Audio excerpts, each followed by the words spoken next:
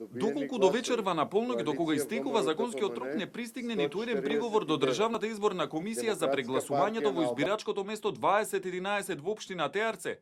Утре Чичаковски ќе го достави до собранието извештајот за резултатите од предвремените парламентарни избори и освоените пратенички мандати.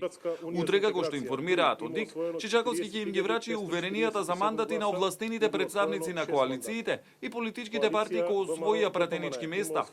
Потоа собраниските служби ќе соопштат кога 62-цата нови и 58-те пратеници кои беа дел од минатиот состав и официјално ќе седнат во своите столчиња во собраниската сала Македонија. Првата седница, според најавите, ќе свика председателот на собранието во заменување Трајко Велјановски, кој ќе председава со неа, според последните измени во деловникот за работа на парламентот. Како што стои во членот 9 од деловникот за работа на Собранието на Република Македонија, пратеникот кој ја свикал првата седница председава со собраниската седница додека новоизбраниот председател или еден од подпредседателите не ја преземе должноста.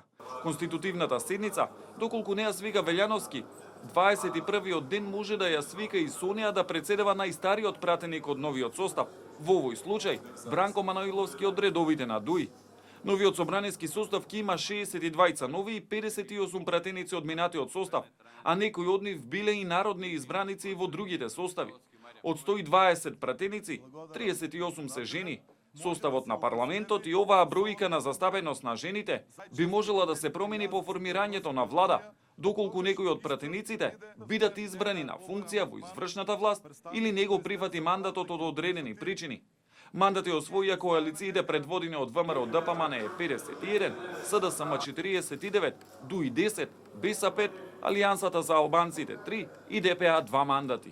Откако собранието ќе се конституира, председателот на државата е должен во рок од 10 дена мандатот за состав на новата влада да го довери на кандидатот на партијата, односно партиите што имаат мнозинство во собранието. Мандатарот има рок од 20 дена до собранието да поднесе програма и да го предложи составот на новата влада. Откако тоа ќе го направи, собранието ја избира владата со мнозинство гласови од вкупниот број пратеници.